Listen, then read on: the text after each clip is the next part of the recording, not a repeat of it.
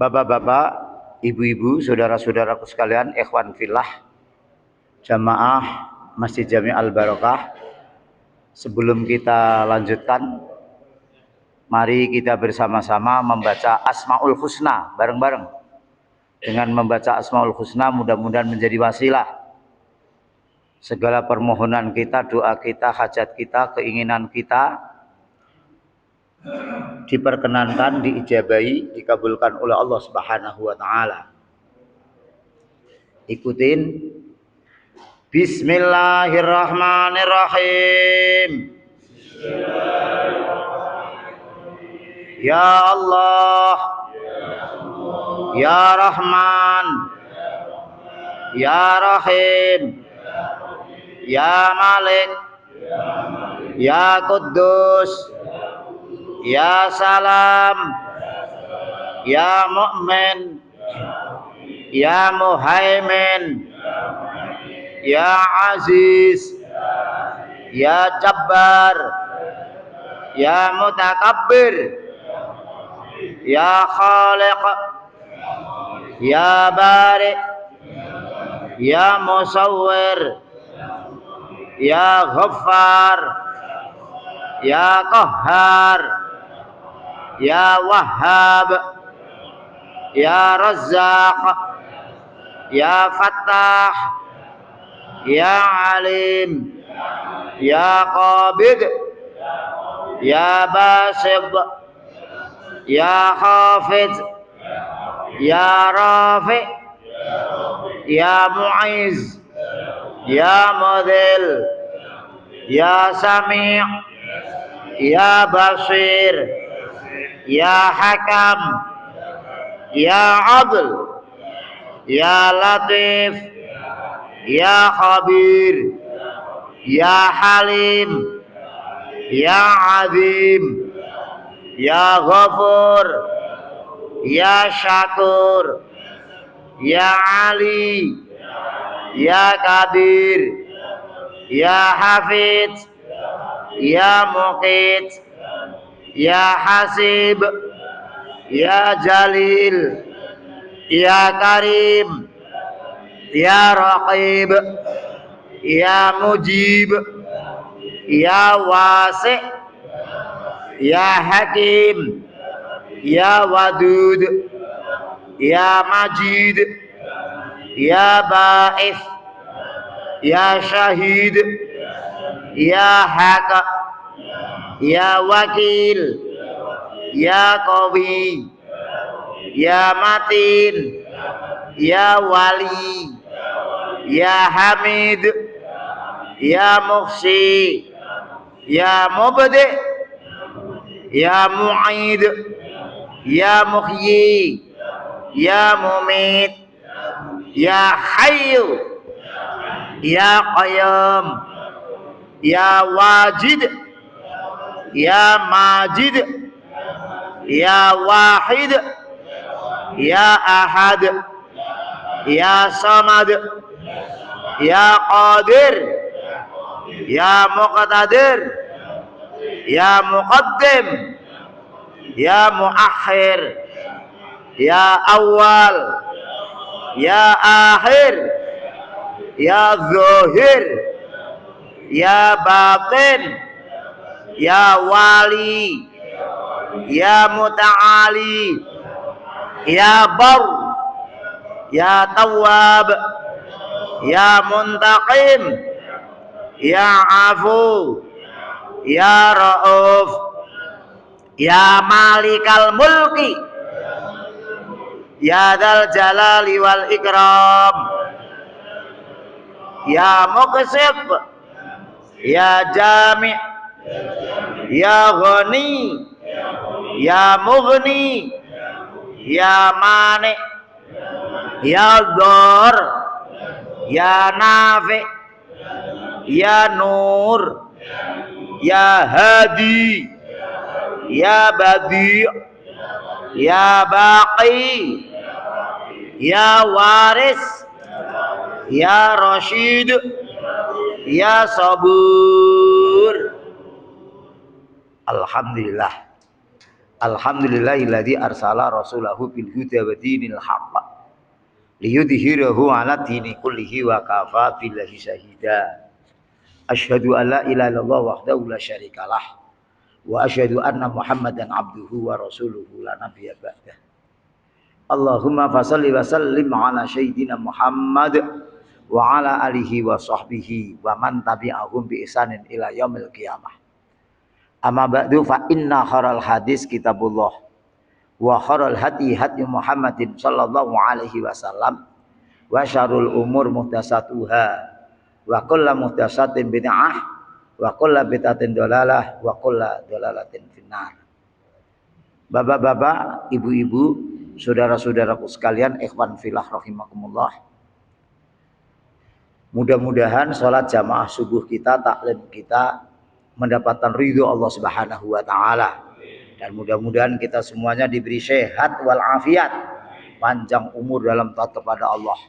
Putra-putri kita, cucu-cucu kita, semuanya mudah-mudahan menjadi putra-putri, cucu-cucu yang soleh-solehah, takwa kepada Allah, taat kepada Rasulnya, berbakti kepada kedua orang tua, berguna bagi agama, nusa, bangsa, dan negara. Dan Allah jodohkan dengan jodoh-jodoh yang soleh-solehah. Urusan kita, usaha kita Allah mudahkan, niat kita, hajat kita Allah kabulkan, dan mudah-mudahan kita semuanya diberi rezeki yang banyak, yang halal, yang barokah untuk bekal ibadah kepada Allah Subhanahu wa taala. Bapak-bapak dan saudara-saudaraku sekalian, kita mengawali taklim tadi, bapak-bapak saya ajak untuk membaca Asmaul Husna, merujuk atau berlandaskan dengan surat Al-A'raf, surah yang ke-7 ayat 180.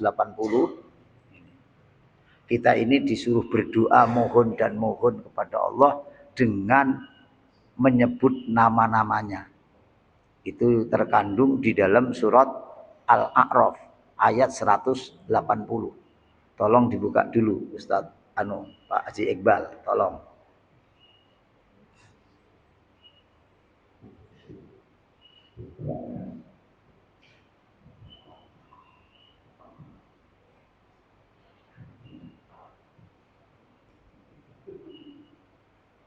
Bacakan dulu ayatnya.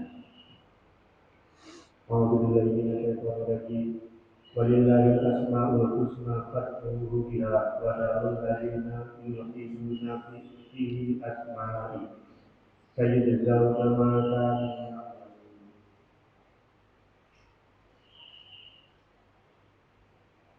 Dan Allah memiliki asmaul husna, maka bermohonlah padanya dengan menyebut asmaul husna itu, dan tinggalkanlah orang-orang yang mengartikan nama-namanya. Mereka akan mendapat balasan terhadap apa yang telah mereka lakukan. Walillahil asmaul husna fad'uhu biha. Jadi itu tadi di dalam surat Al-A'raf surah yang ke-7 ayat 180. Walillahil asmaul husna. Allah itu memiliki nama-nama yang baik. Fad'uhu biha. Hendaklah kalian ini berdoa dengan menyebut nama-namanya. Ya Rahman, Ya Rahim, Ya Malik, Ya Kudus. Ini. Jadi kita ini disuruh berdoa dengan menyebut nama-namanya tadi.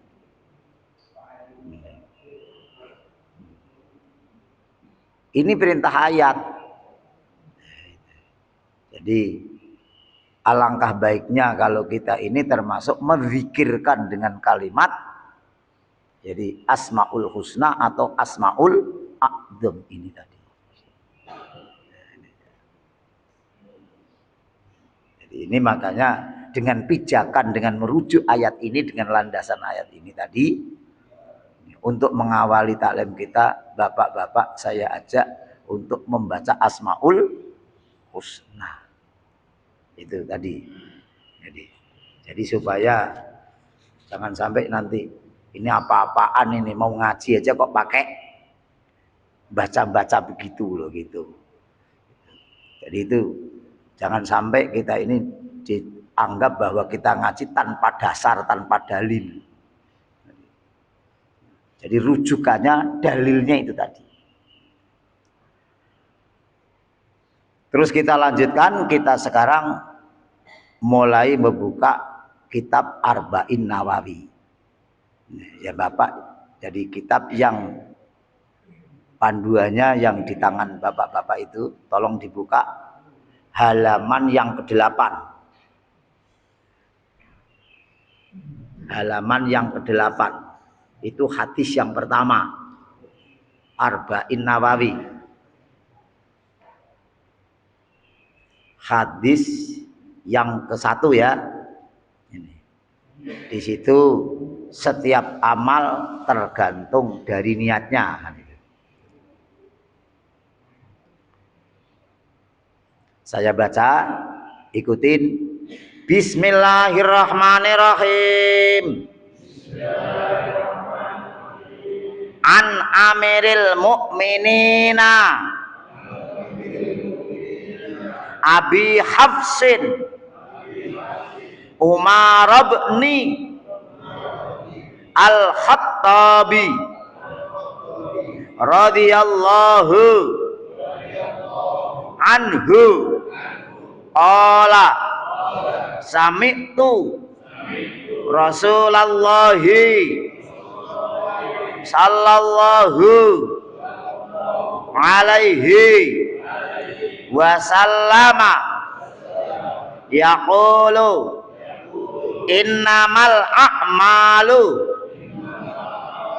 binniyati wa innama likulli imri'in ma nawa faman kanat hijratuhu ilallahi wa rasulihi fa hijratuhu ilallahi wa rasulihi wa man kanat hijratuhu lidunya yusibuha awim ra'atin yangkihuha fa hijratuhu ila ma hajara ilaihi.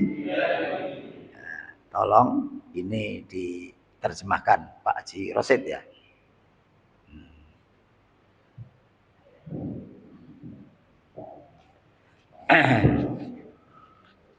Dari Amirul Mukminin Abu Hafsah Umar bin Khattab radhiyallahu anhu berkata, aku mendengar Rasulullah SAW bersabda, sesungguhnya setiap amal itu tergantung pada niatnya, dan sesungguhnya seseorang itu hanya mendapatkan sesuai dengan apa yang diniatkannya.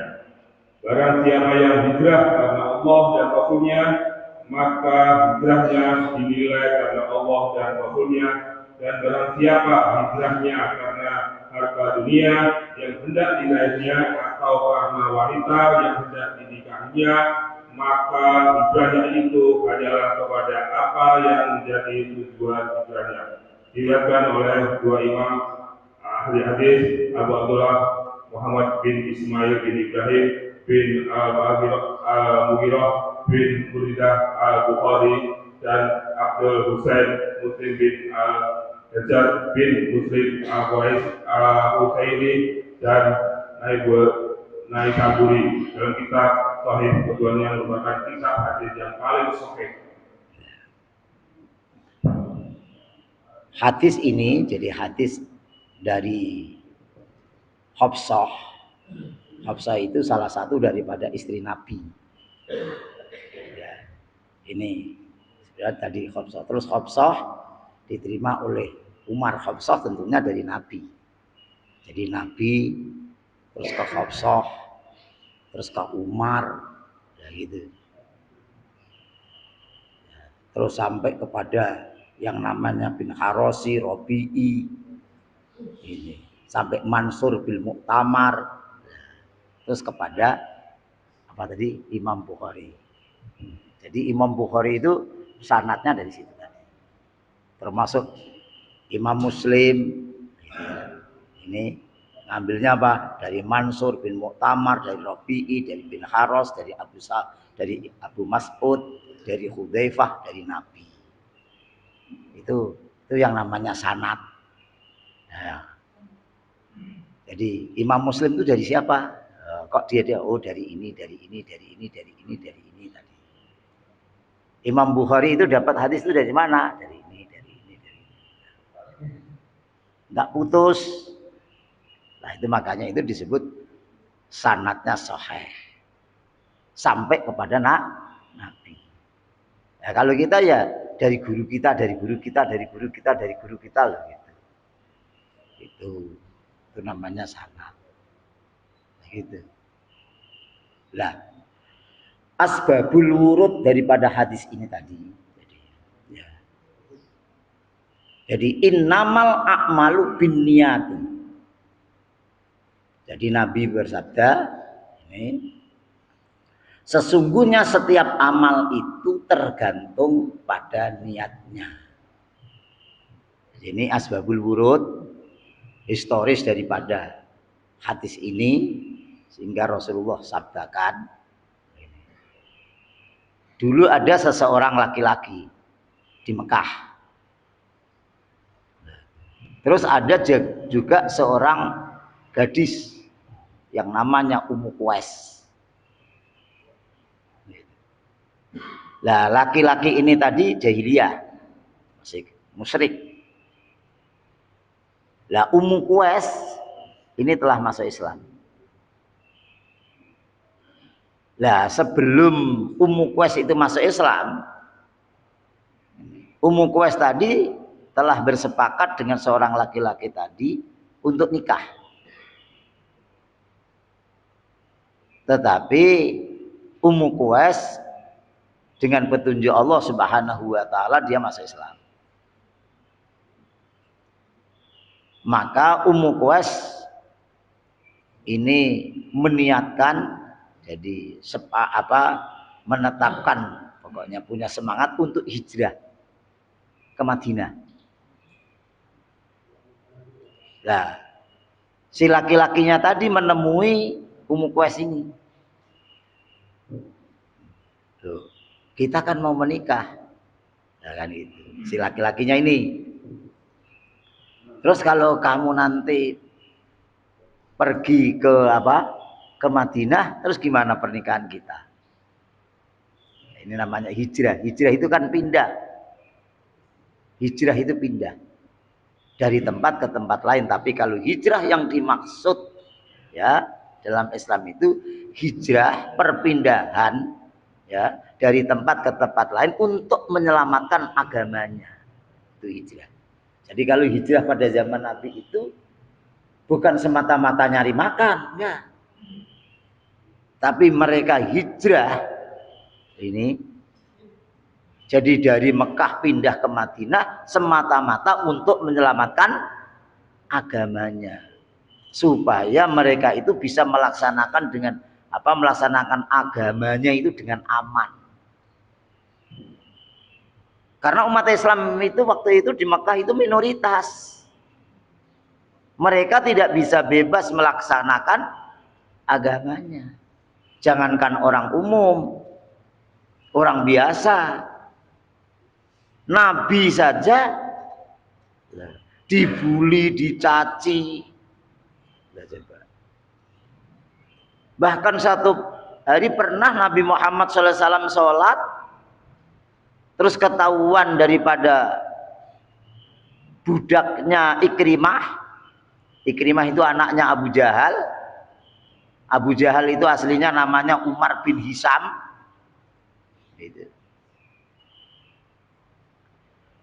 Begitu pembantunya, budaknya tadi ngasih tahu Ikrimah bahwa melihat Nabi lagi sholat tadi. Itu Ikrimah menyuruhnya untuk mengambil jeruan unta. Jadi maksudnya jeruan unta itu maksudnya unta dipotong, kan isi perutnya dibuang. Jadi orang Arab kan begitu. Orang Arab kan tidak sama dengan kita. Kalau kita kan motong sapi, jeruannya kan diurusin kan, sampai ususnya juga di apa itu, digerojok selang, supaya apa? Gerojok air supaya.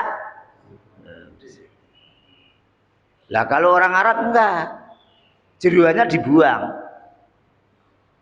Itu. Wong di sini itu istilahnya apa? Soto babat itu cocok banget kok. Nah, di Arab enggak. Itu pembantunya tadi disuruh mengambil jeruan onta itu. Wa fi riwayah itu yang dipotong sudah 3 hari. Kalau jeruan onta dipotong sudah 3 hari itu baunya gimana? Itu diangkat, setelah diangkat ditimpakan di tengkuk Nabi yang Nabi lagi sholat tadi. Itu Nabi, Pak. Dia coba. Dan itu pun satu pun tidak ada orang yang berani mencegahnya. Nggak ada. Walaupun ada yang melihat, tidak ada yang berani. Karena apa? Benar-benar umat Islam itu minoritas di Mekah itu. Nabi punya banyak pengikut itu justru Nabi setelah dakwah di Madinah. Ketika waktu Nabi masih ada di Mekah, walaupun yang didakwai itu sebagian diantaranya adalah masih ada hubungan darah dengan Nabi, tidak serta-merta terus mereka itu langsung ikut, tidak. Justru jauh lebih sulit dakwah di Mekah daripada di Madinah itu Nabi. Padahal di Mekah itu dakwah Nabi berapa tahun? 13 tahunan. Nabi itu dakwah 13 tahun. Tapi Nabi betul-betul ngalami apa yang namanya dibully, dicerca, dicaci maki, diembargo makanan. Tetangga kanan kiri tidak boleh satupun orang yang menjual seperti tepung, seperti pokoknya makanan kepada Nabi, nggak boleh.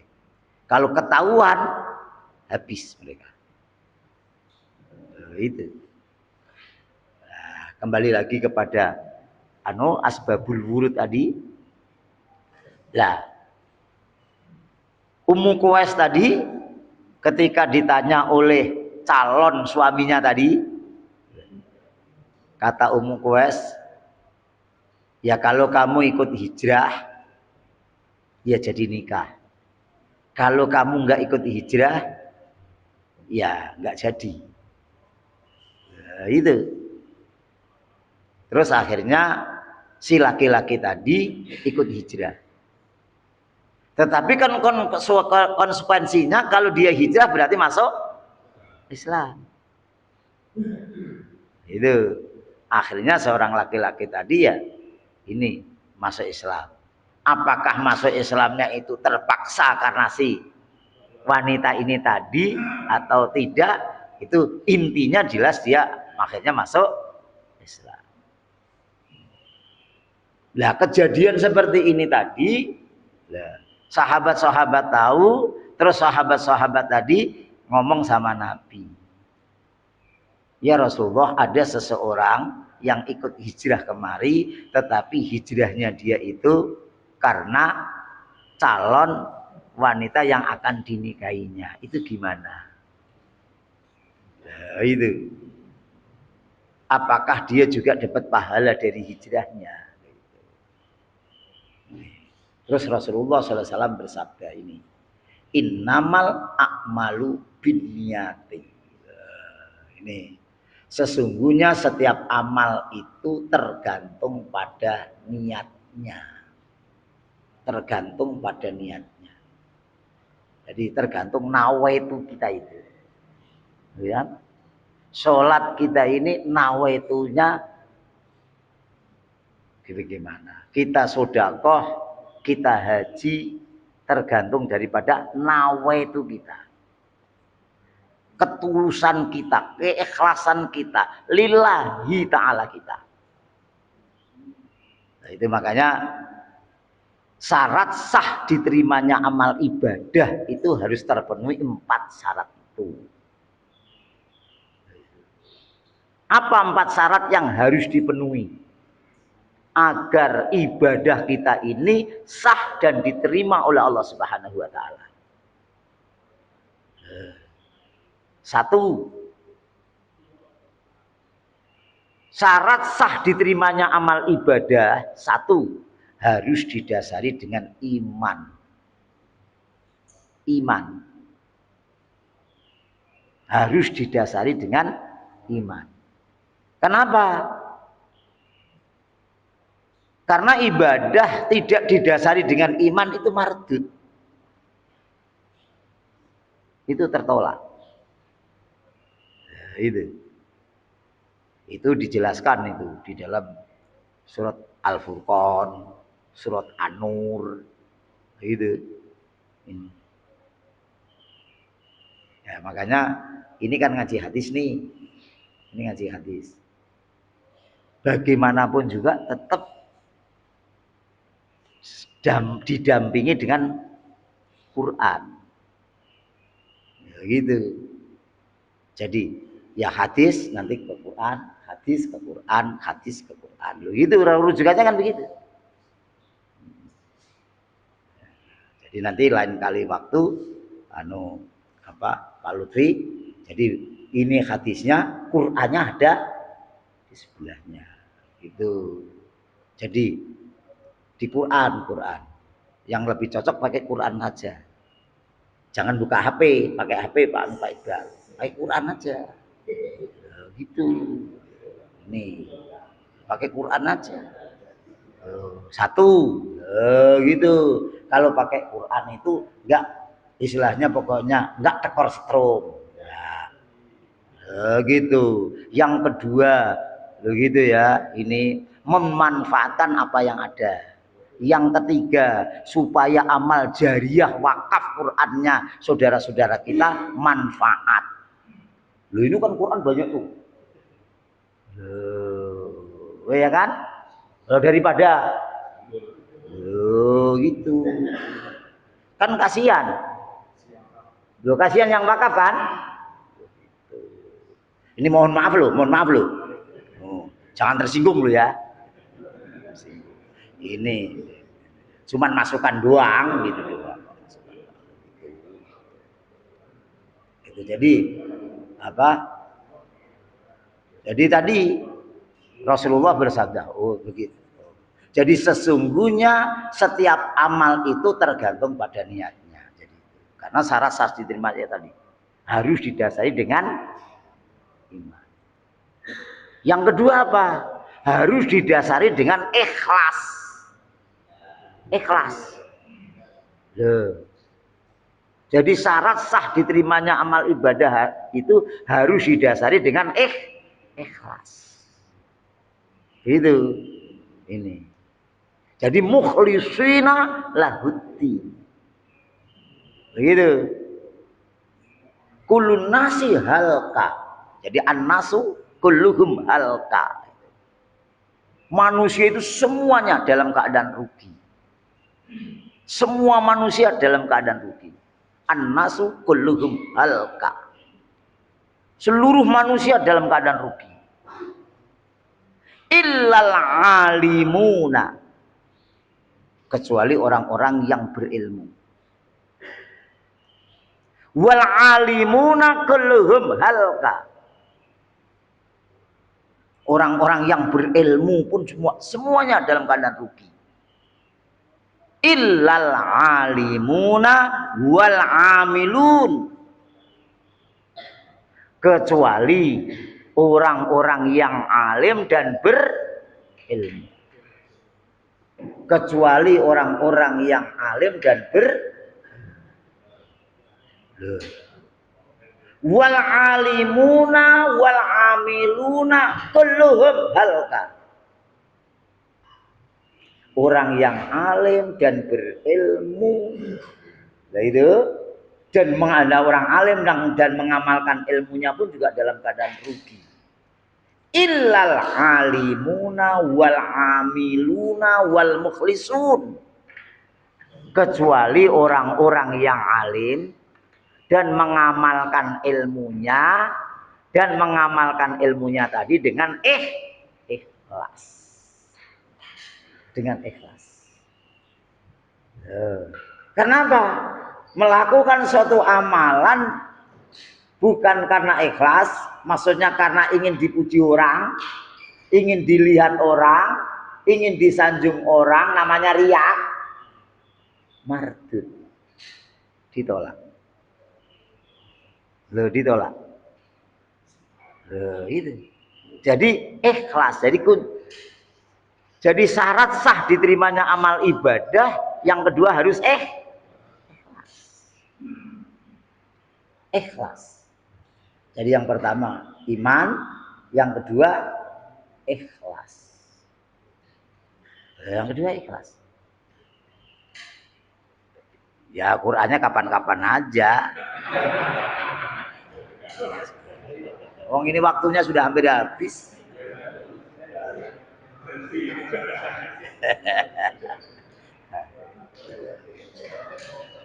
Nih. Jadi yang ketiga didasari apa? Yang ketiga syarat sah diterimanya amal ibadah itu harus ittiba rasul atau muttabaah, mengikuti apa-apa yang dicontohkan oleh Nabi. Ini bicara ibadah. Tidak boleh yang namanya ibadah itu kita buat-buat, kita bikin-bikin, kita karang sendiri. Tidak boleh. Loh, harus mengikuti juklak. Lah juklaknya siapa? Di Nabi. Jadi kita ibadah harus mengikuti cara ibadah Nabi. Sholat mengikuti cara Nabi. Puasa ngikutin cara Nabi. Haji ngikutin cara Nabi. Itu namanya ittiba atau muttabaah. Ittiba Rasul.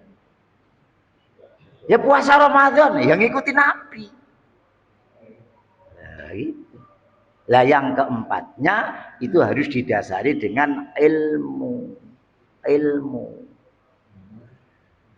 Lah wudhu supaya sah, supaya benar, ya harus pakai ilmu. Bagaimana wudhunya akan bisa sah kalau tidak punya ilmu? Nggak bisa kita bikin buat sendiri, kita berasumsi sendiri, nggak bisa. Nggak boleh. Makanya dulu pernah ada satu kasus pada zaman Nabi itu. Ketika belum masuk waktu sholat, ada seorang laki-laki yang ngobrol dengan Nabi. Dia ngobrol akrab dengan Nabi. Tapi begitu masuk waktu sholat, ini orang hilang. Sholat Nabi, sholat berjamaah, ini orang nggak ada. Tapi begitu selesai sholat, ini orang ada muncul lagi. Terus Nabi bertanya, loh, saya tadi sempat ngobrol sama kamu, tapi kok saya nggak ngelihat kamu sholat bersama kita. Oh iya Rasulullah. Ya gitu. Tadi pada waktu saya ngobrol-ngobrol sama Nabi, itu tadi saya masih junub, belum sempat mandi. Begitu masuk waktu sholat, saya ingin pergi maksudnya untuk mandi, nyari air, tapi nggak dapat ya Rasulullah. Tapi kan saya dengar sama teman-teman katanya itu kalau nggak ada air, makanya penggantinya itu kalau wudhu kalau nggak ada air kan tayamum. Lah begitu juga mandi katanya juga bisa diganti dengan tayamum. Maka karena berhubung tidak ada air ya Rasulullah, saya tadi berguling-guling ke pasir. Ini badan saya masih banyak pasir ya Rasulullah. Terus Rasulullah, bukan begitu, gitu. Kalau tayamum, kalau wudhu kan, tayamum, ya kan, kan gitu. Kalau itu tayamum, lah pikir dia. Oh, kalau wudhu kan cuman beberapa anggota. Lah berhubung ini junub, maka tayamumnya tidak sama. Akhirnya makanya seluruh badan harus kena pasir, makanya dia berguling-guling tadi. Terus tidak begitu. Ya, pengganti junub pun juga sama dengan tayamumnya sebagaimana tayamumnya wudhu.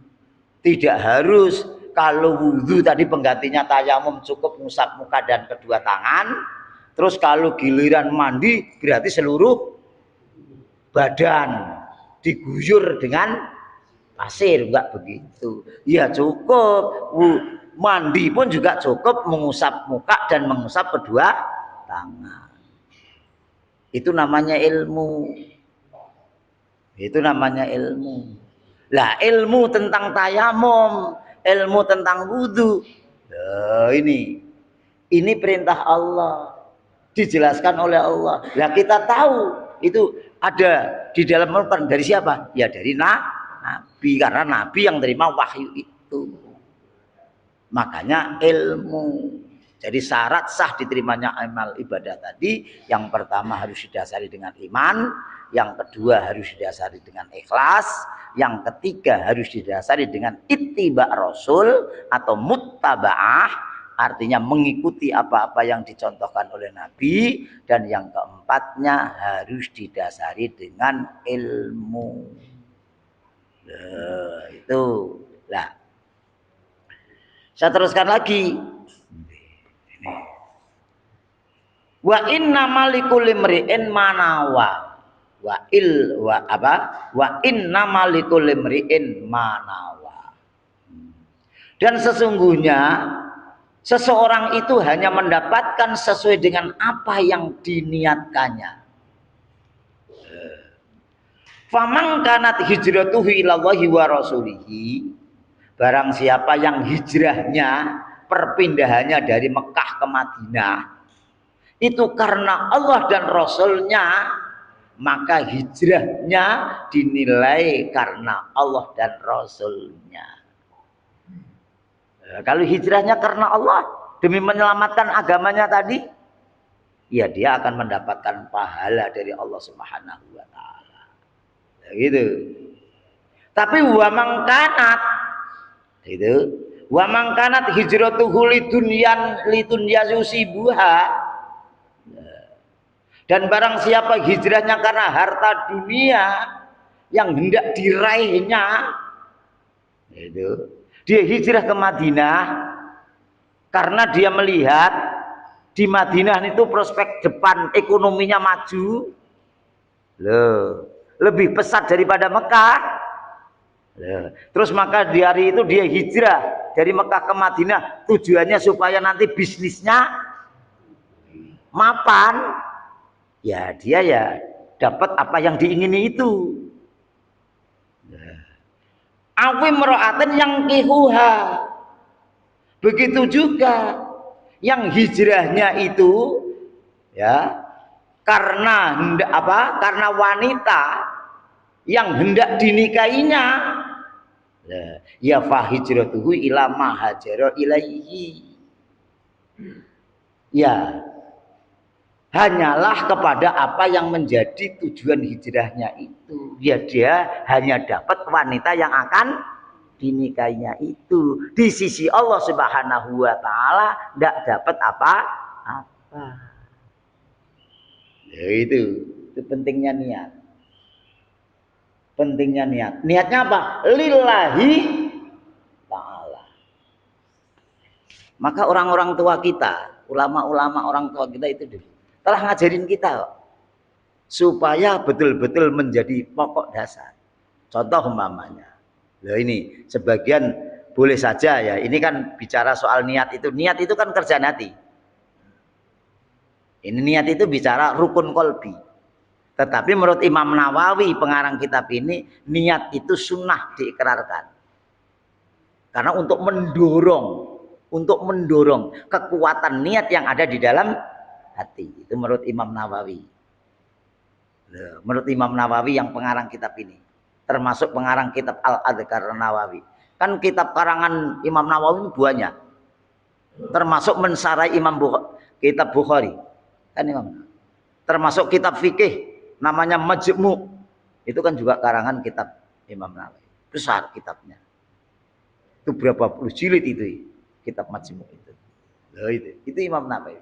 Lah itu ikrar. Lah, seperti orang-orang tua kita kan ngajarin umpama wudu, nawaitu wudu alirafil hadasil asghari fardhul lillahi, ujungnya pakai apa itu? Lillahi ta'ala, karena Allah Subhanahu wa ta'ala. Usolli fardhu subhi rakaataini adaan makmuman atau imaman, ujungnya apa? Lillahi ta'ala. Lu itu sholat. Nawaitu somal ghodi an adai fardhi sahri ramadhana hadisanati lillahi. Itu. Jadi kita ibadah ya sesuai dengan apa yang Bapak baca. Kalau di dalam Quran kan di dalam surat Al-An'am itu. Kalau di dalam baca doa iftitah, inna sholati wa nusuki wa mahyaya wa mamati lillahi rabbil alamin. Inna sholati, sesungguhnya sholatku, wa nusuki, dan ibadahku, wa mahyaya, dan matiku, dan hidupku, wa mamati, dan matiku, lillahi. Kalau yang baca inna sholati wa nusuki, kan doa iftitah kan banyak. Allahumma ba'id baini baina kan Bu. Kan juga doa iftitah. Ini. Mau doa iftitah yang paling dikit lagi ya ada lagi kan. Subukun kudusun rabbuna wa rabbul malaikati warruh. Ini. Jadi itu niat. Jadi tergantung amalan kita ini, tergantung apa yang ada di dalam hati kita, niatnya itu tadi, niatnya itu. Dalam hadis yang sahih yang lain kan, yusafu bi awli wa akhirukum summa yub'asuna ala niyatihim. Yang namanya manusia nanti, begitu Pak, dibangkitkan dari alam kubur kita itu tergantung apa yang menjadi niat kita. Rasulullah Shallallahu Alaihi Wasallam itu bersabda dalam hadis sahih, ada sekelompok pasukan yang nyerang Ka'bah. Ada kelompok pasukan yang nyerang Ka'bah. Tetapi orang yang dilintasi itu termasuk kerumunan, setiap kerumunan manusia semuanya dihabisin. Loh. Terus Aisyah bertanya, ya Rasulullah, loh dia kan ada orang yang ke pasar, kan tidak semuanya dia itu melawan dia, kan orang itu ada nenek-nenek, ada ibu-ibu, ada anak kecil, ada orang gitu. Terus gimana ya Rasulullah? Gitu. Iya, nanti orang itu nanti akan dibangkitkan dari alam kubur, tergantung daripada niatnya. Jadi niatnya. Ini yang pasukan yang apa tadi yang nyerang Ka'bah, ya itu yang dia nanti akan kena. Yang tidak nyerang Ka'bah yang dia akan dipersalahkan oleh Allah. Ini. Innama yub'asun nasu ala niyatihim. Loh, itu dalam hadis yang lain. Gitu. Imam Syafi'i itu pernah didatangin oleh seorang wanita. Ketika Imam Syafi'i lagi sakit. Terus si wanita tadi doanya apa? Allahumma yusfika. Jadi kalau yusfika itu kalau pakai humah yaknya itu artinya membinasakan. Ya Allah, loh, ini binasakanlah. Loh itu. Jadi orang wanita tadi mendoakan kepada Imam Syafi'i itu, ya Allah, binasakanlah. Lah, padahal yang benar kan Allahumma yasfiyaka, ya Allah. Loh, zat yang menyembuhkan, sembuhkanlah Imam Syafi'i, kan gitu seharusnya. Tetapi ini wanita doanya itu, ya Allah, zat yang membinasakan, binasakanlah Imam Syafi'i. Begitu, salah bacanya itu. Imam Syafi'i dengar, Imam Syafi'i nggak protes doanya ini. Yang salah tadi ya Allah bina enggak, yang dibaca Yusfi kan enggak. Imam Syafi'i ya Allah. Loh gitu.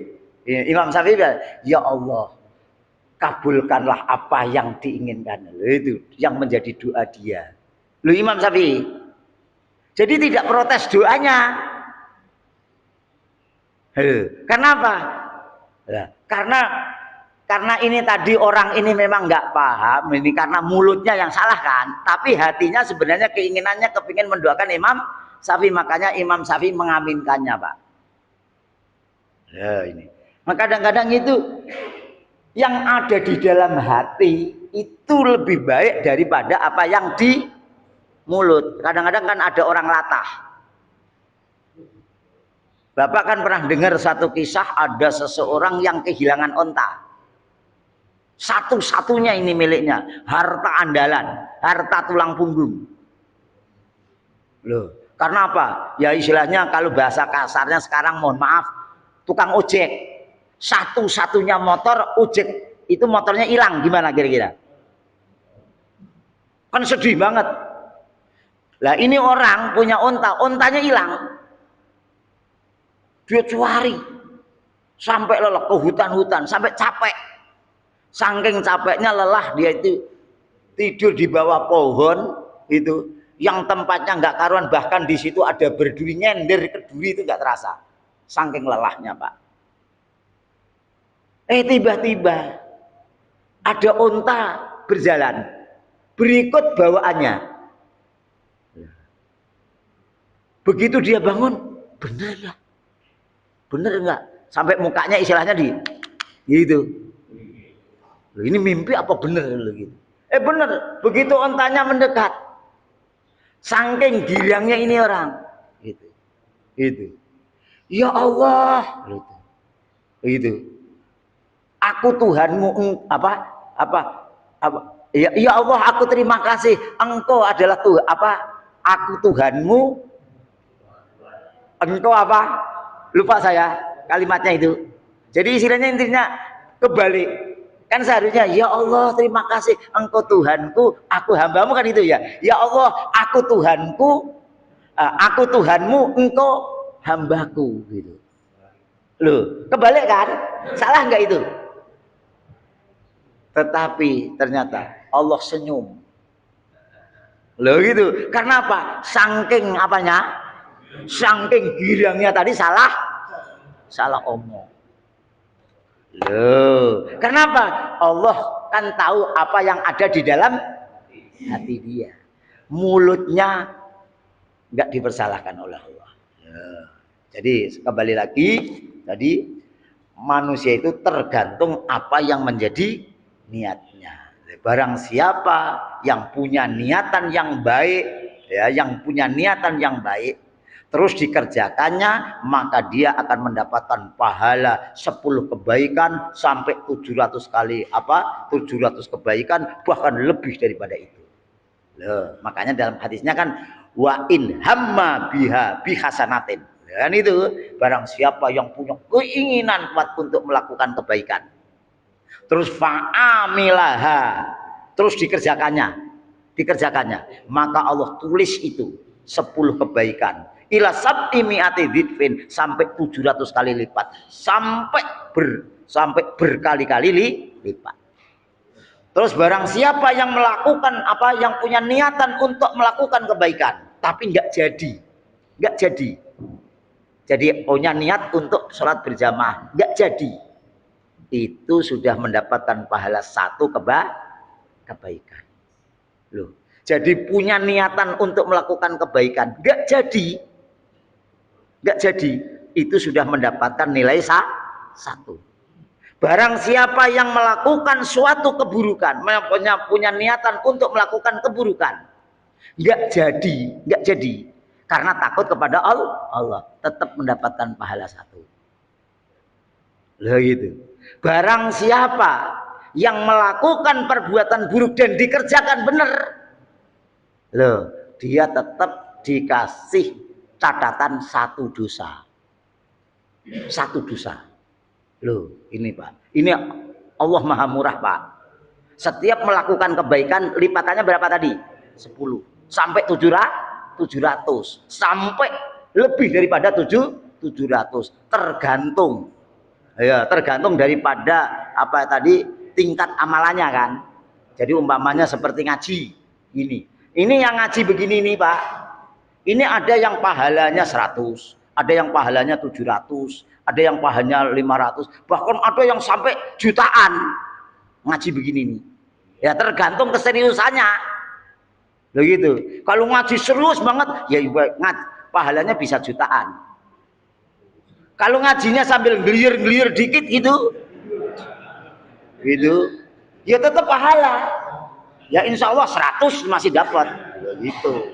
Makanya bapak-bapak, ibu-ibu, walaupun agak gelir-gelir, pokoknya tetap kalau yang namanya ngaji berangkat. Jangan ada ngantuk dia. Biar ngantuk-ngantuk di pengajian, tidak apa-apa. Matanya ngantuk, tapi kan bokongnya tetap ngaji kan. Jadi masih tetap dapat Pak. Matanya ngantuk, bokongnya masih ikut ngaji, pasti tetap dapat pahala. Itu saja yang bisa saya sampaikan. Karena waktunya sudah 5:30. Itu. Sekian, subhanakallahumma wa bihamdika asyhadu an la ilaha illa anta astaghfiruka wa atubu ilaik. Amiltu suan wa dalam tu nasib faqli dunubi wa inna la yaghfiru dunuba illa anta. Allahumma aghnina bil ilmi wa zazina bil hilmi wa akrimna bit taqwa wa jamna bil afiyah bi rahmatika ya arhamar rahimin. Wa sallallahu alaihi Muhammad wa ala alihi wasallam walhamdulillahi rabbil alamin. Wassalamualaikum warahmatullahi wabarakatuh.